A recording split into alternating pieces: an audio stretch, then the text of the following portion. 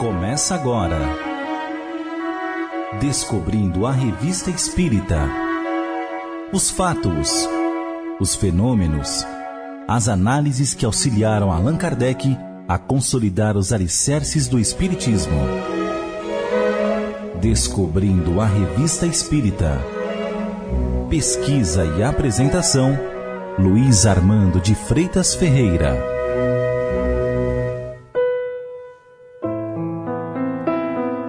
Quando o orientador espiritual Emmanuel respondeu ao médium Chico Xavier que do último quartel do século XIX para cá, 1965, de 15 a 20 milhões de espíritos da cultura francesa, principalmente simpatizantes da obra de Allan Kardec, se reencarnaram no Brasil para dar corpo às ideias da doutrina espírita e fixarem os valores da reencarnação, estava sugerindo que, para o segundo propósito dessa transferência em massa fosse alcançado, contava com ideias incorporadas às estruturas mentais desses espíritos que, como se sabe, são remanescentes daqueles que animaram a grande comunidade celta, ou gaulesa, que deu origem, segundo historiadores, à França, Bélgica e Itália.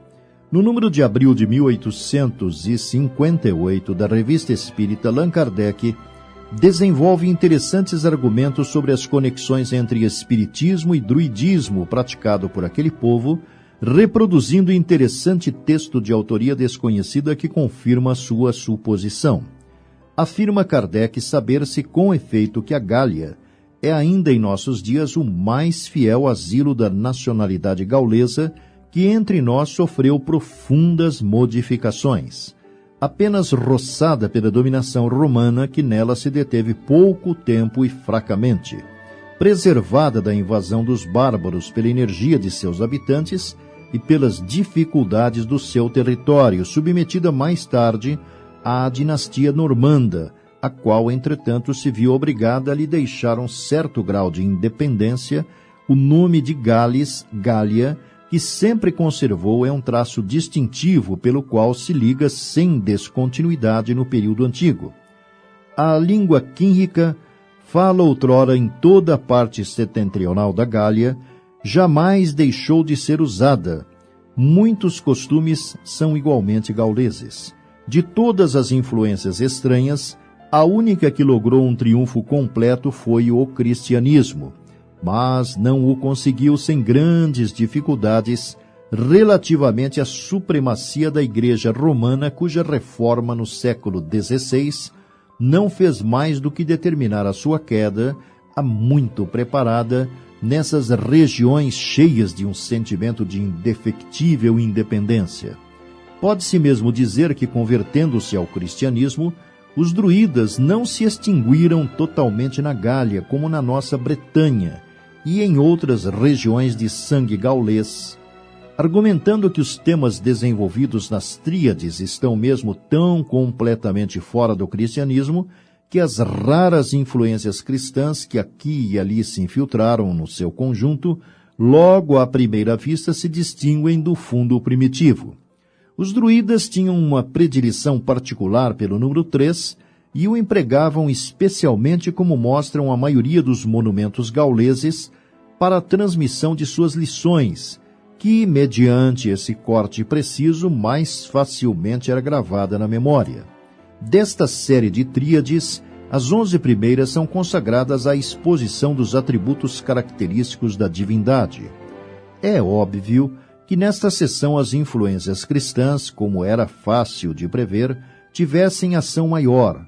Se não se pode negar que o druidismo tenha conhecido o princípio da unidade de Deus, talvez por sua mesma predileção pelo número ternário, se tenha levado a conceber, de certo modo confuso, algo como a divina trindade. É, contudo, incontestável que o que completa esta alta concepção teológica, a saber, a distinção das pessoas e particularmente da terceira, ficou completamente estranho a essa antiga religião. Tudo conduz à prova de que seus antigos sectários se preocupavam muito mais em fundar a liberdade do homem do que a caridade. e foi mesmo consequência dessa falsa posição do ponto de vista que ela pereceu. Também parece razoável referir a essa influência cristã mais ou menos determinada todo esse exórdio, principalmente a partir da quinta tríade. Em seguida, aos princípios gerais relativos à natureza de Deus, passa o texto a expor a constituição do universo. O conjunto dessa constituição é formado superiormente em 3 tríades, que, mostrando ser particular numa ordem absolutamente diferente daquela de Deus, completam a ideia que deve ser feita do ser único e imutável. Sob fórmulas mais explícitas, estas tríades mais não fazem, entretanto, que reproduzir aquilo que já era sabido pelo testemunho dos antigos sobre a doutrina da circulação das almas, passando alternadamente da vida à morte e da morte à vida.